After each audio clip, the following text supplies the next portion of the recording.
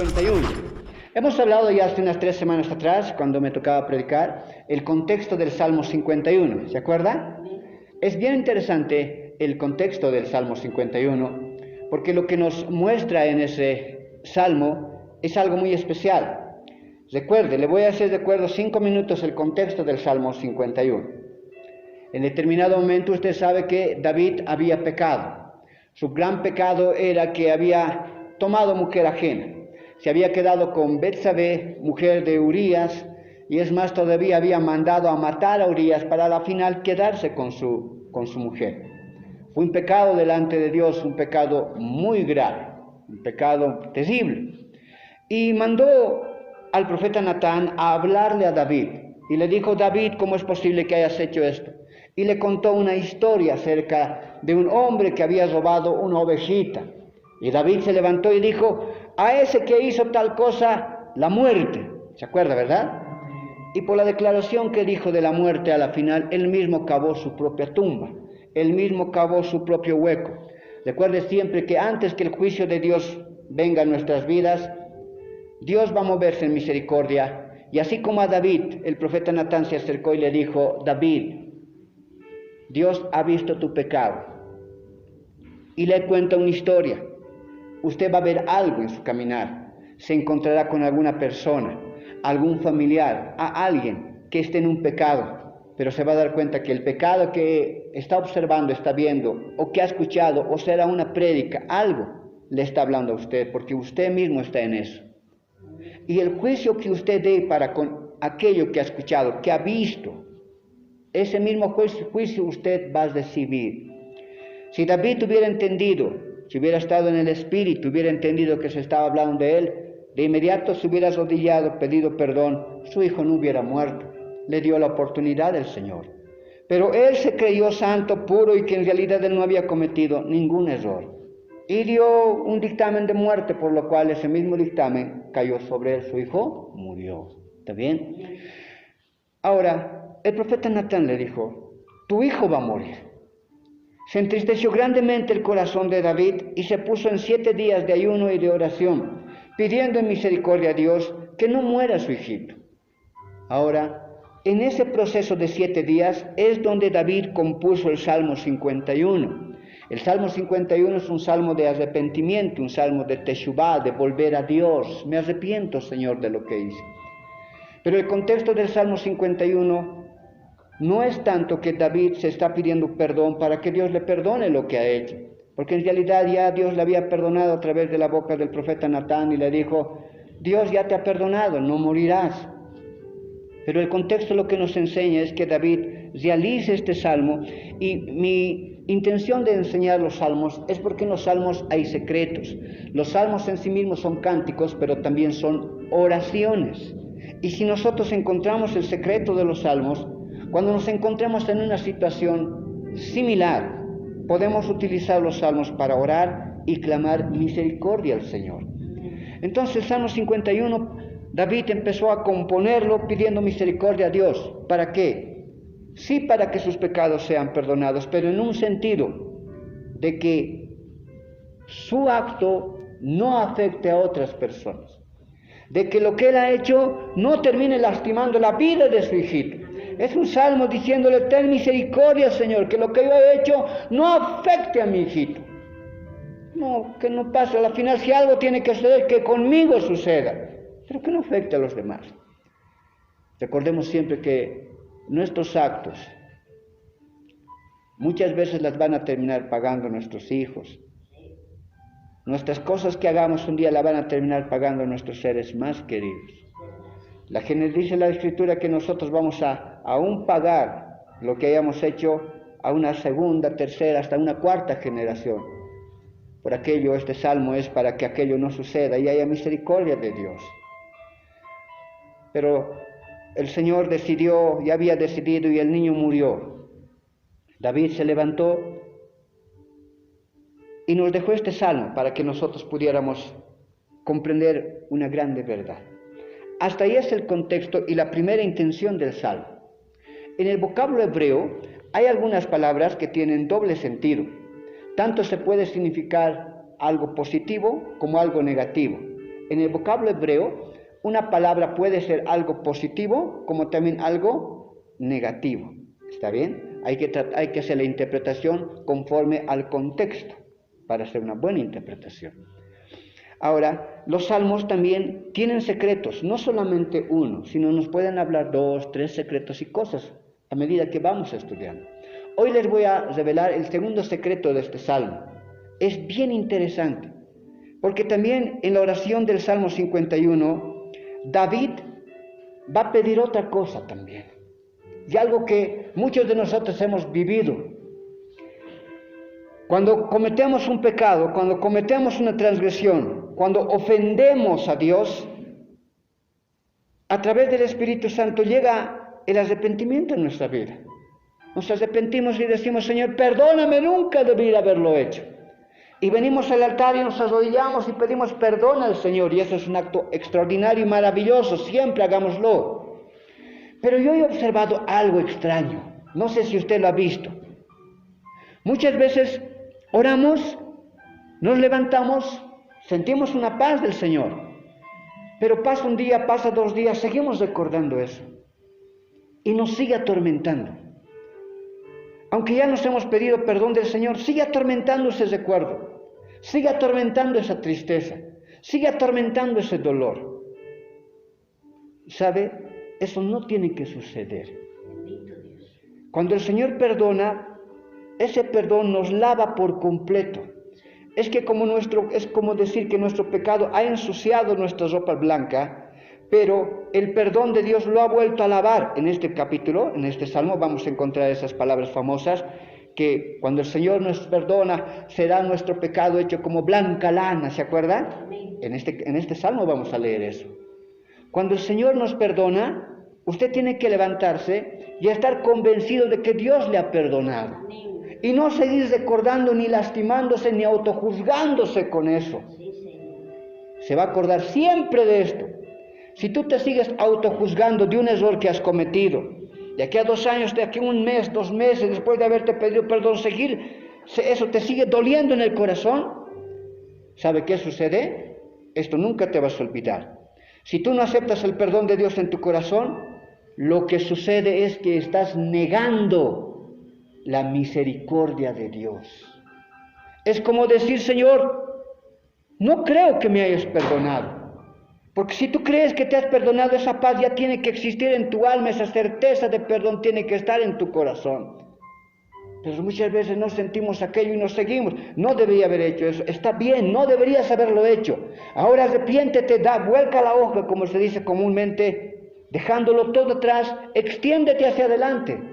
Porque Dios quiere hacer algo con tu vida, porque Dios quiere hacer algo con tu familia, y muchas veces los recuerdos del pasado van a terminar lastimándote y no te permiten ver con claridad lo que Dios quiere hacer contigo. David se hubiera lastimado todos los días. Este salmo nos va a mostrar también que David va a decir, en simples palabras: yo me voy a acordar toda mi vida esto, que por mi culpa murió mi hijo, que mandé a matar a un hombre, que un profeta vino y me habló. Eso le hubiera destrozado su corazón. Este salmo es un decir: Señor, lávame, limpia mis pecados, limpia mi conciencia. Señor, hazme renacer, no quiero vivir así. No quiero vivir atormentado de día y de noche pensando en lo que he hecho. Este salmo lo que va a decir David es que él va a aceptar el perdón de Dios y que Dios le ponga la convicción de que lo ha perdonado. Y sucedió, porque si se acuerda, cuando ya su gente de David vino y le dijo: ¿sabes qué? Tu hijito ha muerto. Los decía, ¿no? ¿Qué vamos a hacer? David, mire, está en ceniza, está llorando 1 semana sin comer. Vamos a decirle que su hijito ha muerto. Se va a morir. Se va a morir, tenían miedo de decir. Pero David entendió, escuchó y les dijo: el hijo ha muerto, ¿verdad? Mi hijito ha muerto, ¿verdad? Sí, ha muerto. Y es interesante, la escritura dice que David se levantó, se fue, se bañó, se perfumó, comió y se fue a alabar a Dios. Este salmo les restauró y le hizo sentir: bueno, cometí un error, pero Dios ya me ha perdonado. Dios ya me ha perdonado, nadie me puede juzgar por algo que Dios ya me perdonó. Y yo mismo me perdono, si vale el término, a mí mismo. Me levanto, me baño, me voy a lavar al Señor, me perfumo, porque yo tengo que seguir gobernando un reino. Yo tengo que cumplir lo que Dios me ha dicho que cumpla. Yo tengo que seguir haciendo. No puedo vivir atormentado y atormentar a mi gente. Gente que vive con ataduras del alma, ataduras del corazón, atormentando a la esposa, al esposo día y noche por algo que haya sucedido. Atormentando a los hijos por cosas del pasado, atormentándose a sí mismo por decisiones que haya tomado erradamente. Tomamos una mala decisión, bueno, pues pidamos perdón, arrepintámonos, aprendamos de aquello, pero a seguir adelante. ¿Qué vamos a hacer? No nos vamos a morir ahí. Este salmo consoló el corazón de David, por eso se levantó, se ungió, dice se ungir, es que se puso perfume, se bañó y se fue a alabar al Señor. Ese es el poder o el segundo secreto de este salmo, que si tú lo entiendes y lo lees de esa forma, este es el tiempo de sacar todo aquello que desde hace años quizás hubiésemos tenido en el corazón. Algo que haya estado lastimando, ofendiendo nuestra vida. Dios a través de este salmo puede ponernos paz. Digamos amén. Ahora leamos el salmo con la explicación y vamos entendiendo y después daremos también un espacio para ir analizando verso por verso rápidamente y comprender aún algo más que Dios nos quiera hablar. Empieza diciendo el verso 1. Ten piedad de mí, oh Dios, conforme a tu misericordia, conforme a la multitud de tus piedades, borra mis rebeliones. El verso 1, lo que está realizando, nos está mostrando teológicamente el atributo con el cual Dios ejerce su perdón. El atributo con el cual Dios ejerce su perdón es su misericordia. David había cometido un gran error. No merecía el perdón. Él también merecía la muerte, la verdad. Merecía la muerte. La misericordia es que Dios ejerce un perdón aunque no lo merezcamos. Entonces lo primero que David está haciendo, conociendo quién es Dios, se atinge a su misericordia. Por eso empieza diciendo el verso 1. Ten piedad de mí, oh Dios, conforme a tu misericordia. Conforme a la multitud de tus piedades. Así como has tenido piedad por otros del pasado, ten piedad también de mí. Ejerce también tu misericordia a causa de mis rebeliones. Borra mis rebeliones. Y ya desde el verso 1 vaya viendo una situación. Todo el salmo nunca va a decir en ningún momento, perdóname de lo que le hice a Urías. No le va a decir. Sino que va a ir mostrando que en realidad al principal que ofendemos cuando hacemos algo es a Dios mismo. A Dios mismo. Por eso directamente en el verso 1 empieza diciéndole, ten piedad, borra mis rebeliones. Y empieza el verso 2 mencionando algo conforme a lo que le dije, diciendo, lávame más y más de mi maldad y límpiame de mi pecado. Cuando cometemos una acción, aquello puede terminar lastimando nuestro corazón y el recuerdo terminar lastimando cada día.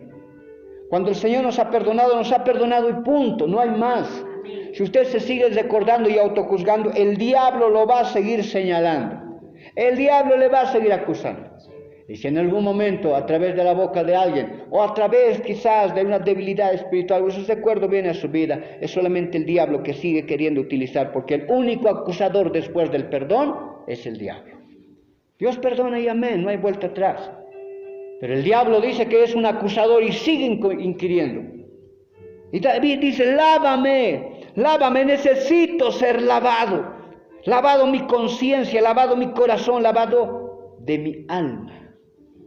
Lava mi alma, ya no quiero sentirme, mañana tendré que dar la cara al pueblo, mañana tendré que continuar, porque este cántico le dio al músico principal. Si usted tiene una Biblia que en la parte de arribita dice, al músico principal, Salmo de David, cuando después que se llegó a Betsabé, vino a Natán el profeta, por lo menos eso menciona mi Biblia. Eso significa que ese cántico y esa oración no fue tanto en secreto, sino que esto fue mandado al principal. David mismo lo mandó al principal cantor y ese cántico todo el pueblo lo supo. Aún hubo la declaración de ese pecado. Y él necesitaba estar fuerte.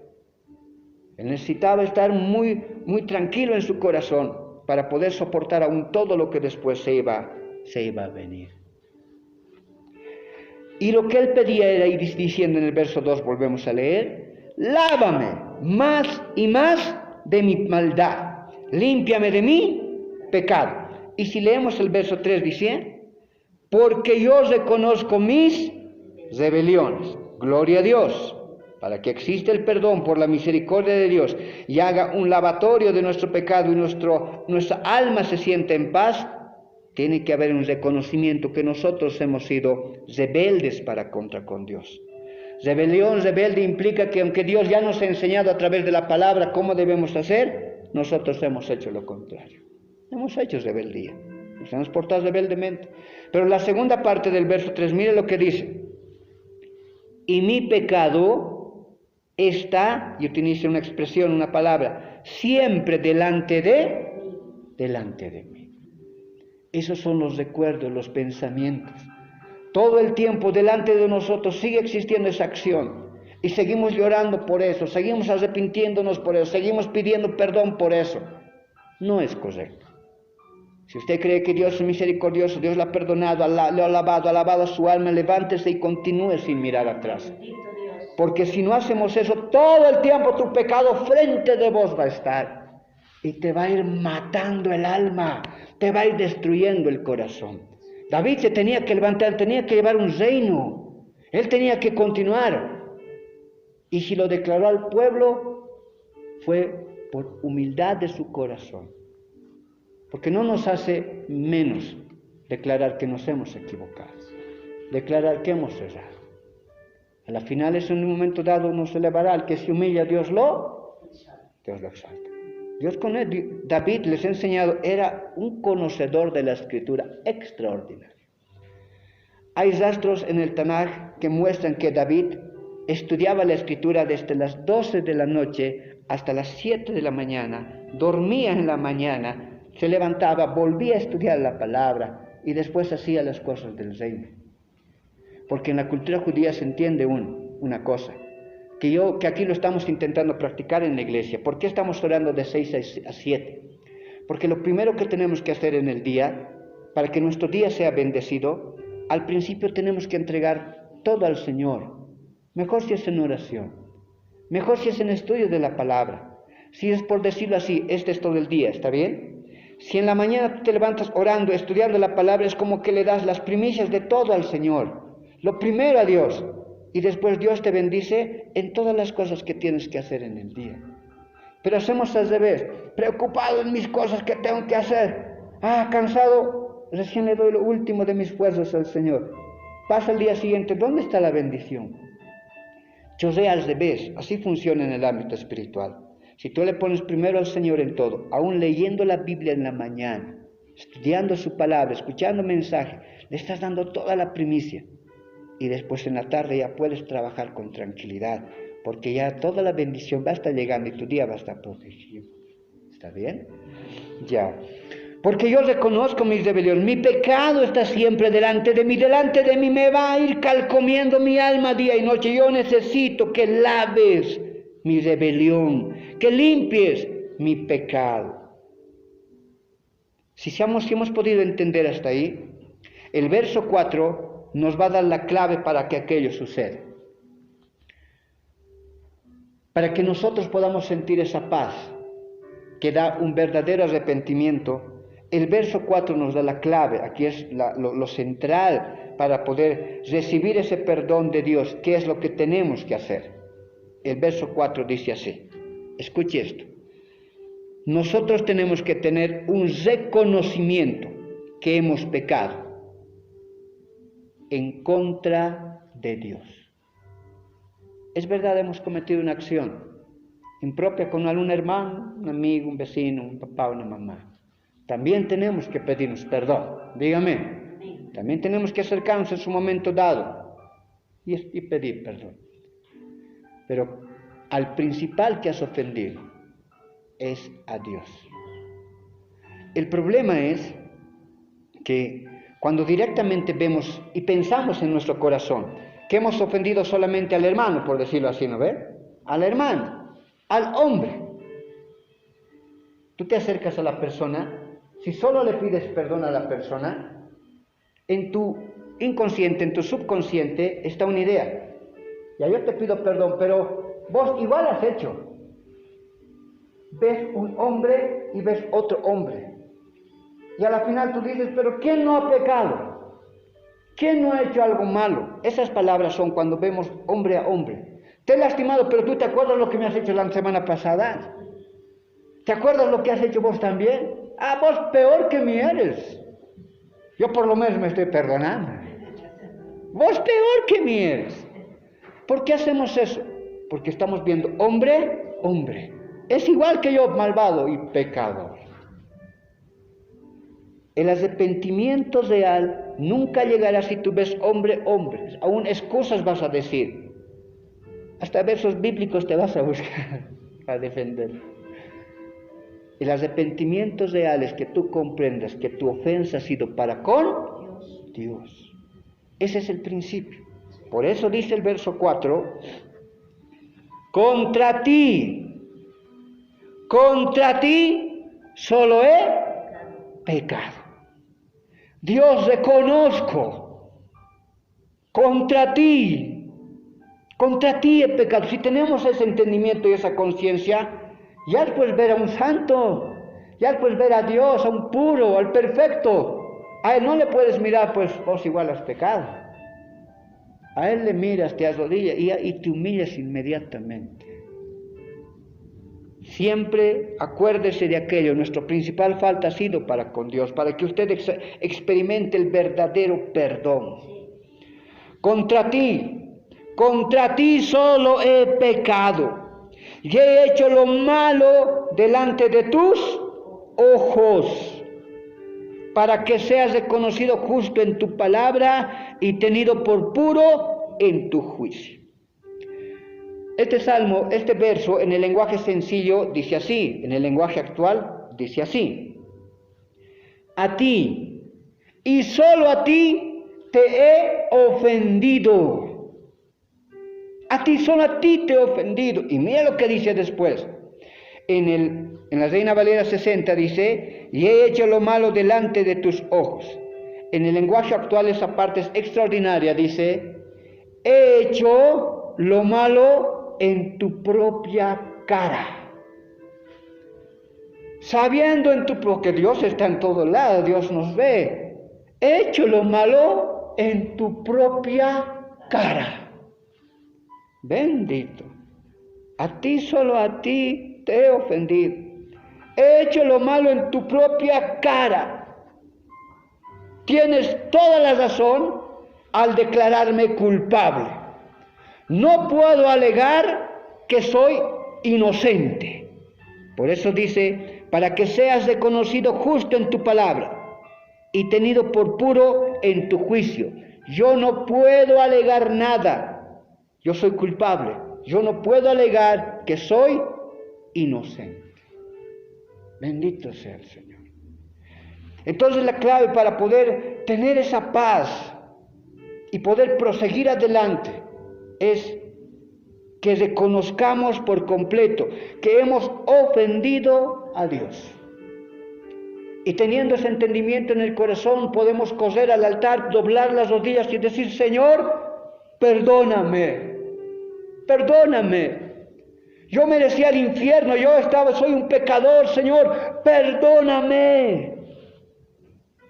Ahí va a suceder algo extraordinario, el Señor perdonará tu vida y sentirás una paz extraordinaria como nunca la has llegado a sentir. Eso es lo principal, eso es lo que yo quiero que esta tarde usted pueda comprender.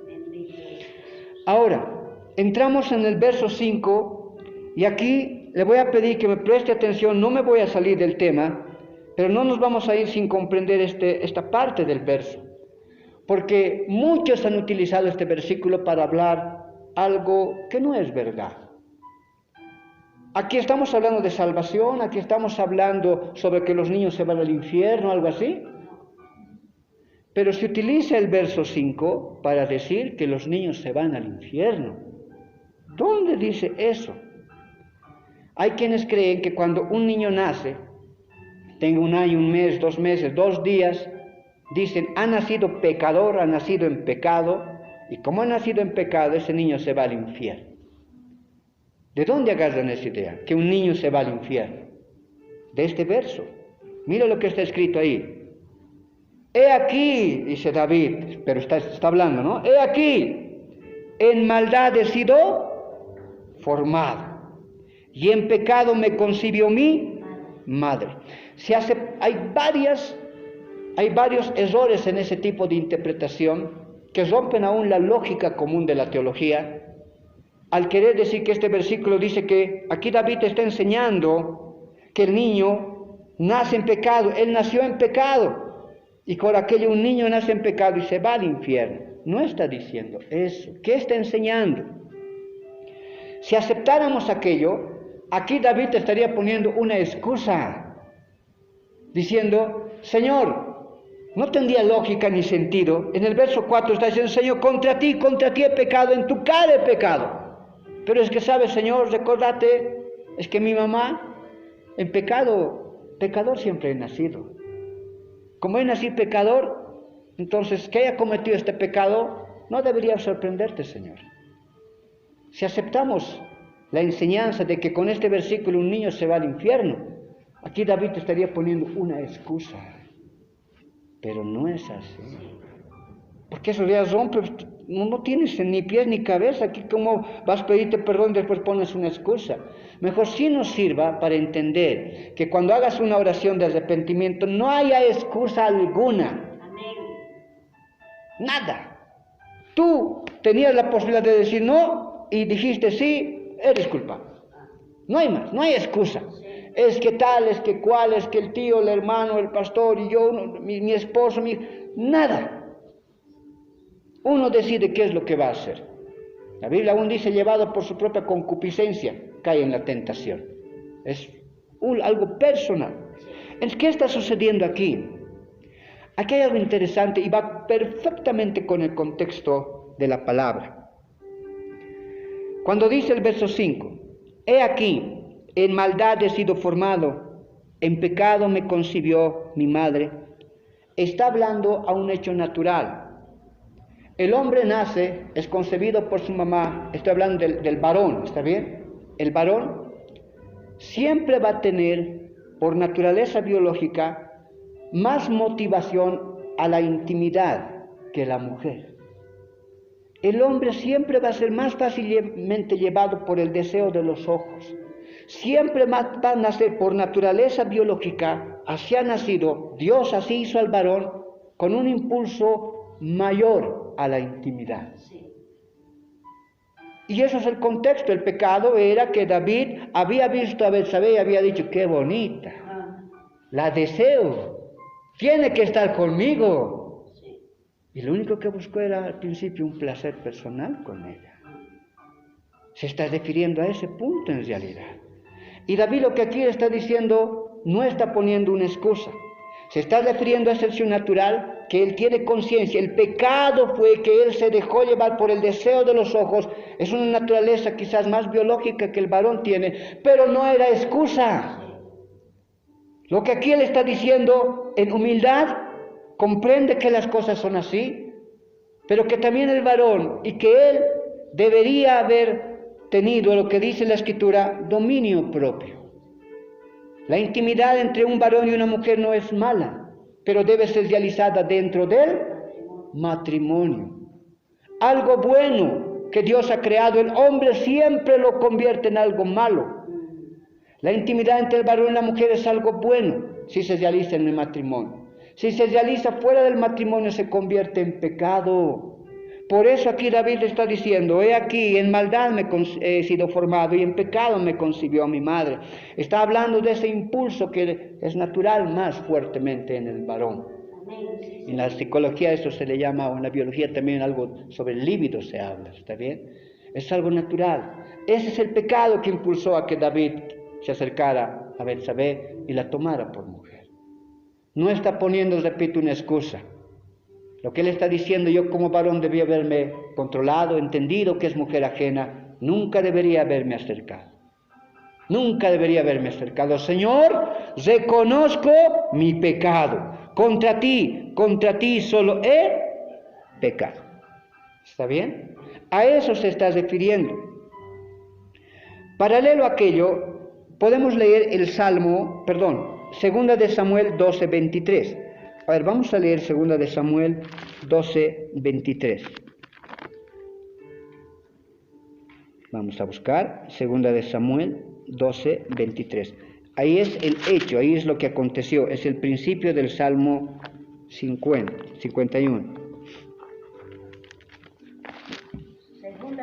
Segunda de Samuel, capítulo 12, verso 23.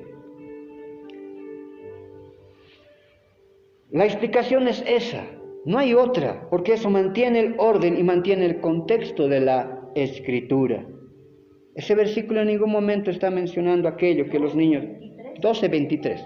No está mencionando que se van al infierno, sino está asumiendo una condición humana, la cual David tenía que aprender a controlar, y cualquiera de nosotros tenemos que tener el dominio propio. Bendito sea el Señor. Pensar que este versículo puede ser usado para decir que aquí nacemos en pecado y que por aquello los niños se van al infierno, no corresponde, porque aún en su mismo contexto vamos a ver qué es lo que David va a decir sobre la muerte de su hijo. Mire lo que dice Segunda de Samuel 12:23. Este es el verso en el cual ya le han dicho que su hijito ha muerto. Si leemos del verso 22 dice: y él respondió, viviendo aún el niño, yo ayunaba y lloraba, diciendo, ¿quién sabe si Dios tendrá compasión de mí y vivirá él? Niño, ¿quién sabe si Dios me perdone, aunque ya me ha perdonado a mí, pero que mi acto no afecte a mi hijo? Pero al final mi hijito se murió. ¿Qué puedo hacer yo? Ya nada más puedo hacer. Pero algo bonito va a hablar en el verso 23 diciendo: mas ahora que ha muerto, hablando de su hijito, ¿para qué he de ayunar? ¿Podré yo hacerle volver? Es como decir, ¿para qué ya voy a seguir ayunando? El Señor en su soberanía dijo que muriera, se acabó, lo tengo que aceptar. ¿Para qué voy a seguir ayunando? ¿Podré yo hacerle volver? ¿Yo le puedo hacer resucitar? No, Dios dijo que muriera, así fue. Pero dice después algo especial: yo voy a él. ¿Dónde? Donde mi hijito. Yo voy a ir un día donde mi hijito ahorita está. Los niños se van a la presencia de Dios. Yo voy a él, mas él no volverá a mí. Hablando de eso. El mismo versículo, en el contexto mismo, rompe esa idea, esa forma de pensamiento. Para que sea aún mucho más claro, porque esto es algo teológico, lo voy a leer en el lenguaje sencillo, el verso de Segunda de Samuel capítulo 12, verso 23. En el lenguaje actual dice así, vea esto, escuche bien. Pero ahora que ya ha muerto, ¿qué gano con no comer? No puedo devolverle la vida ni hacer que vuelva a estar conmigo. Más bien, oh Señor, mire lo que dice aquí: algún día yo moriré e iré a reunirme con Él. Yo les reto, busque para que vea que yo no me estoy inventando. Busque el lenguaje actual. Puede buscar también la Biblia Dios habla hoy. Puede buscar la Biblia el lenguaje sencillo. Y tal como he leído, así está escrito. Teniendo ya esas traducciones, ¿cómo podemos hablar y mencionar que ese versículo David está diciendo que los niños se van al infierno? Es tan claro al decir: no puedo devolverle la vida ni hacer que vuelva a estar conmigo. Más bien, algún día yo moriré e iré a reunirme con Él. Un día vamos a volvernos a encontrar con nuestros seres amados. Un día vamos a volver a encontrarlos, los abrazaremos y estaremos en un lugar hermoso con ellos. Si tuvo que fallecer alguien que usted amó mucho, agradezca al Señor que si se fue en el Señor un día, usted lo va a volver a ver. Se va a volver a encontrar con Él. David conocía esto también y al final ese entendimiento, ese conocimiento consoló también su corazón. Que un día vamos a volvernos a reunir con aquellos seres que hemos llegado a amar. No hay más. A eso se está refiriendo el verso 5. Para terminar, seguimos leyendo y el verso 6 sigue hablando y diciendo: He aquí tú amas la verdad en lo íntimo y en lo secreto me has hecho comprender sabiduría. En los momentos en los cuales usted más va a poder escuchar la voz de Dios es en sus momentos de aflicción, de prueba, es en sus momentos de soledad. Ahí donde usted parece que Dios no está con usted, yo le animo a que cierre los ojos y empiece a hablar con Dios. Dios le hablará de una manera extraordinaria. Purifícame con hisopo y seré limpio. Otra vuelta dice: lávame y seré más blanco que la nieve. El verso 8 nos va a hablar de algo interesante. La paz que debe dar el perdón de Dios. Es extraordinario cuando nosotros aceptamos que Dios nos ha perdonado. Si hay un arrepentimiento real de nuestra parte, algo hermoso va a suceder. Tal vez en algún momento dado usted ha estado orando pidiendo usted perdón al Señor, se ha levantado y una paz extraordinaria ha sentido, una alegría, un gozo. Si usted siente esa alegría, ese gozo, no pierda esa alegría, Dios ya le ha perdonado. Pero si se levanta y no siente aún ese gozo, siga buscando, quizás hay algo que no es sincero en su corazón. Tiene que haber un gozo. Con eso usted sabe que ya el Señor le ha perdonado. Así, ¿ya? He estado enseñando acerca de la fe, acerca de orar y pedir y creer verdaderamente, que aún tenemos algo sin que lo veamos. ¿Sabe, pastor, hasta cuándo tengo que orar? ¿Cómo sé que Dios ya me va a conceder aquello? ¿Sabes cómo vas a saber? Tú sigue orando y sigue clamando. Pero vas a saber que Dios ya te va a conceder aquello cuando tú ya sientas una alegría en tu corazón. Como si ya estuviese hecho. De por sí vas a sentir una alegría en tu corazón, una paz, y ya. Estábamos orando para que nuevamente la iglesia se vuelva a levantar. Y les soy sincero, ya es casi 2 o 3 meses estamos orando eso. Hace 2 semanas, unos 20 días, yo sentí en mi corazón, ya, una alegría grande. Y empezaba a hablar uno como lo quita uno de nuestros hermanos, se va a levantar la iglesia, hermano, ya se levantó la iglesia, ya se va a levantar la iglesia. Y por la gracia de Dios hemos podido ya observar, hace 2 domingos estaba lleno la iglesia. Este domingo también ha llegado mucha gente, mucho más que lo que ha pasado. Pero Dios es testigo de lo que ahorita este predicador le está diciendo. Yo sentía una alegría ya en mi corazón. Y de ahí yo dije, ya nos escuchó el Señor. Así. Ya concedió el Señor. Usted tiene que sentir esa alegría. Cuando sienta esa alegría, ya concedió. Ahí su oración tiene que cambiar. Decir, gracias Señor. Hecho está. Gracias Señor. Gracias Señor. Y usted lo va a ver. Dígame. Eso es algo maravilloso. Ese entendimiento pone paz, pone alegría en el corazón. Por eso el verso 8 después dice, hazme oír gozo y alegría.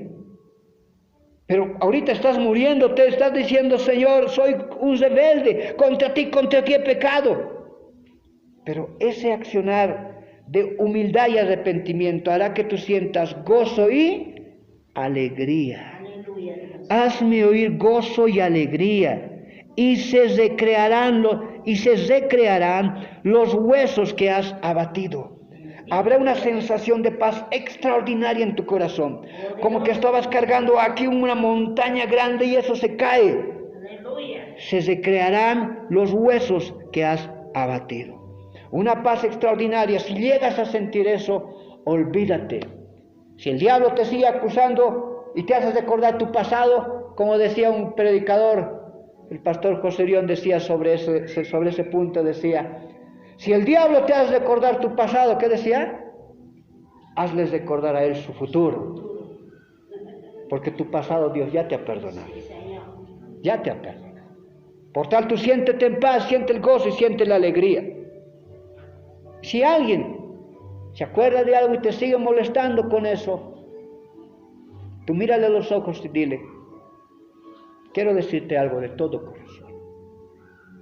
Yo estoy convencido y acepto que me equivoqué, pero yo ya me he arrepentido y no lo volveré a hacer. No lo volveré a hacer. Pero quiero hacerte darte cuenta de algo. Mi ofensa ante el Señor ha sido perdonada, pero tú ahorita estás guardando en tu corazón una ofensa. Sin darte cuenta te estás atando. Sin darte cuenta estás poniendo rencor en tu corazón, que aunque sí he hecho mal, si vale el término, sin darte cuenta te estás atando en tu corazón, juzgando, increpando. Sin darte cuenta estás actuando aún como actuaría el diablo. Él es el único que sigue señalando. ¿Sabes qué? Aún a través de aquello Dios es soberano y aún ha querido hablar a tu vida, a tu corazón. Si te he hecho daño, perdóname, pero más allá, perdona tú también. Aprende tú a perdonar. Sal de aquello, porque cuidado que estés poniendo en tu corazón una raíz de amargura. Una grande raíz de amargura sin darte cuenta. Si ya le ha perdonado el Señor, sin darte cuenta tú estás cargando un pecado y tú nomás te estás atando, tú nomás te estás poniendo una raíz de amargura. ¿Que quieres verle condenado en el infierno para recién sentirte bien? A veces parece que así algunos muchas veces quieren actuar sin darse cuenta quizás. Cuando, ves, le está yendo mal, sabía siempre, sabía siempre. Es que así hasta, ya yo he dicho pues. Eso no está bien. Yo veo eso y digo, no, tu actitud está equivocada. Te ofendió, amén.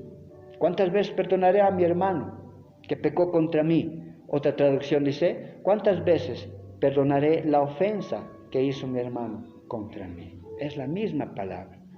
¿Cuántas veces? 70 veces. ¿Por qué? No es tanto por él, es por ti. ¿Por qué te sigues cargando con amargura? ¿Por qué sigues poniendo cizaña en tu corazón? Si Dios la ha perdonado, ¿sabes qué? Se va a ir al cielo. Y con esa cizaña, cuidado tú dejes de alcanzar la gracia de Dios. ¡Cuidado! Un ladrón va, agarra a una niña de 15 años, la mata, la abusa. Escapando, un policía viene por detrás. El policía lo trata de disparar, pero el ladrón es más astuto, dispara en contra del policía y lo mata. El ladrón es agarrado, le metemos a la cárcel. En la cárcel el ladrón se arrepiente. Oh, Señor. En la cárcel el ladrón se arrepiente, Señor le perdona. Se muere el ladrón, ¿dónde se va? El policía, ¿dónde se ha ido? Si no tenía Cristo en su corazón, se ha ido al infierno. La niña, 15 años, ya hay conciencia. Si no tenía Cristo en su corazón, se va al infierno. Toda la gente puede decir, es que ¿qué ha hecho? ¿Por qué? Ya, si se ha perdonado y Dios ha aceptado su arrepentimiento, calma tu corazón sin darte cuenta. Tú terminarás pagando el pecado del asesinato del policía, de la muerte de la niña, porque eso tenía que condenar a la persona, pero la persona se arrepintió. Pero como tú no has perdonado ese acto, eso te condena. Sin darte cuenta, tú pagas la muerte de esas personas. Mujer, ¿alguien te juzga? No, nadie. Yo tampoco. El judío conoce estas cosas. Ellos sabían si le apedreaban, ellos mismos iban a pagar el pecado de esa mujer, porque ellos mismos también tenían ese pecado. Amén. Nosotros entendamos aquello y nosotros mismos también ya salgamos de cualquier atadura. Mi hermana es que es así, o mi tío es así. Ya deja eso. Puede generar una raíz de amargura en tu corazón. Y eso es peligroso. El verso 9 para adelante dice, Esconde en mí, oh Dios, un corazón limpio. Crea en mí, esconde tu rostro de mis pecados y borra todas mis maldades, rebeliones. El verso 10. Crea en mí, oh Dios, un corazón limpio y renueva un espíritu recto dentro de mí. No me eches de delante de ti. Cuidado que tú nomás estés con esa raíz de amargura y tú seas echado delante de Dios si el otro ya se ha arrepentido. No me eches delante de ti y no quites de mí, ¿qué dice ahí? Tu Santo Espíritu. Aunque esto es parte del Antiguo Testamento, puede ser aplicado en el Nuevo Testamento en aquello. Cuidado, teniendo una raíz de amargura, dejes de alcanzar la gracia de Dios. No me eches de delante de ti y no quites de mí tu Santo Espíritu. Pueblo, he fallado, decía David. El principal cantante declaraba las palabras de David. Ahora dependía del pueblo si tenía el crecimiento en decir: te perdonamos, sigamos adelante. El verso 12 para adelante dice: vuelve el gozo de tu, ¿qué dice ahí? Salvación. Si tú no te arrepientes de todo corazón, ten mucho cuidado. Si tú no perdonas, cuidado, Dios no te perdone. Mucho cuidado con estar guardando resentimiento de cualquier cosa. Sin darte cuenta te estás poniendo la soga al cuello. No me eches de delante de ti, no quites de mí tu Santo Espíritu. Verso 12. Vuélveme el gozo de tu salvación y espíritu noble me sustente. El arrepentimiento sincero trae un gozo en el corazón y renueva en ti que te irás con el Señor. Pero si sigues cargando algo que has hecho y te sigues autojuzgando, negando sin querer la misericordia de Dios, ten mucho cuidado. Aquí encontramos ya la palabra salvación. El verso 13 para adelante dice: entonces algo extraordinario sucederá. Enseñaré a los transgresores tus caminos y los pecadores se convertirán a ti. Quizás alguien en su tiempo cometió error, tal vez predicaba, tal vez enseñaba, cometió un error grande. Bendito es el Señor si se arrepiente de todo corazón. Dios te puede volver a usar. Dios puede llegar a tener, se dice, aún más confianza en un pecador arrepentido que en alguien que nunca ha pecado. Porque ese ya conoce y puede ejercer esa misericordia que Dios ejerció con él para con otras personas. Y Dios mismo puede volverte a usar como corresponde. No sigas aceptando el rechazo de los demás, el autojuzgamiento tuyo o el señalamiento ajeno. Tú arrepiéntete de todo corazón. En humildad aún declara tu pecado y en su tiempo, después de una restauración, continúa trabajando. Ahorita hay un pastor muy poderoso que todos nosotros hemos debido conocer. No voy a mencionar su nombre, usted ya se da cuenta de quién estoy hablando. Ahorita ya ha sido disciplinado, ¿no? ¿Cuántos años? 3 años. Es triste, es lamentable. Yo he escuchado aquello y me da más pena de aquel que se levanta y dice: ves esto que lo otro. Yo le soy sincero, he escuchado eso y inmediatamente me he puesto a orar. Porque es un hombre de Dios, poderoso en la palabra, poderoso en la fe. Yo creo que Dios lo puede volver a levantar. Oremos por su vida, oremos por su corazón, porque lo que está aconteciendo ahora lo debe estar destrozando espiritualmente. Ahora ya se le ha prohibido predicar por las redes sociales, lo debe estar destrozando. Dios tenga misericordia. Tenga misericordia.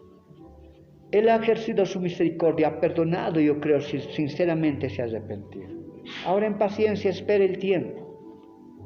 Bajo las normas de su ministerio, acepte lo que se ha determinado.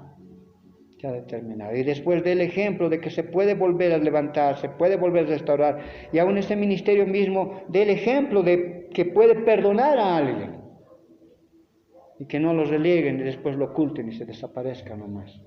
Y el diablo a la final haya triunfado. ¿Está bien? Porque aquí David mismo entendía aquello, pero a través del arrepentimiento él sabía que tenía que seguir gobernando, y dice: entonces enseñaré a los transgresores tus caminos, y los pecadores se convertirán a ti. Líbrame de homicidios, oh Dios, Dios de mi salvación. Cantará mi lengua tu justicia. Señor, abre mis labios y publicará mi boca tu alabanza. Porque no quieres sacrificios que yo daría, no quieres holocaustos. Los sacrificios de Dios son el espíritu quebrantado. El corazón contristo y humillado no lo despreciarás tú, oh Dios. Haz bien con tu benevolencia a Sión. Edifica los muros de Jerusalén. Entonces te agradarán los sacrificios de justicia, el holocausto u ofrenda del todo quemada. Entonces ofrecerán becerros sobre tu altar. Para poder acercarnos al Señor, para poder ofrecer un sacrificio, es mejor siempre primero pedirnos perdón al Señor, para que después el sacrificio que hagamos sea aceptado de buena manera. Si habla estos versículos últimos, también lo que está mencionando es que en el Antiguo Testamento, aunque para el perdón de los pecados se mataban animales, los judíos tenían que tener la conciencia que antes de traer un animal, tu corazón esté humillado, arrepentido de lo que has hecho. Y el animal solo era la señal de que la sangre un día de Cristo perdonaría nuestros pecados. No era solamente: he cometido algo, ¿cuánto debo? 2 vacas, 2 becerros, un palomo, ya estoy bien. No, a ellos mismos les pedía un corazón contristo y humillado. Y a nosotros nos dice, antes de continuar haciendo las cosas, hay un corazón contristo y humillado. Y el sacrificio que sigamos haciendo, Dios lo va a aceptar. El trabajo que sigamos haciendo, Dios lo va a aceptar. Amén. Dios es bueno y misericordioso. El día de hoy la palabra ha tocado su corazón, póngase de pie. Si algo de la Escritura ha tocado su corazón, si le hace pensar, le hace reflexionar, si algo le ha dicho: Señor, gracias por traerme esta tarde, es por ahí donde Dios ha querido hablar a su vida, ha querido hablar a su corazón. Es por ahí donde Dios ha querido hablar a su vida, ha querido hablar a su corazón. Escuche la voz del Señor y a través de aquello obedezca y sea fiel a su Creador. El Ministerio Doctrinal Vino Nuevo te invita a sus reuniones dominicales a partir de las 9:30 de la mañana. Porque Dios escogió lo que no es para confundir lo que es. Dios necesita hombres que salgan a las calles, que engañen a los perdidos, que prediquen su palabra, que distribuyan literatura, que ore, que ayune, que busque al Señor. Estamos ubicados camino a Viacha, Puente, Mariscal Santa Cruz. Ingresando 2 cuadras frente a la sede social de Tilata C, se encuentra el templo del Ministerio Doctrinal Vino Nuevo. Para que si tardo sepas cómo debes conducirte en la casa de Dios, que es la iglesia del Dios viviente, columna y baluarte de la verdad. 1 Timoteo capítulo 3, verso 15. Te esperamos.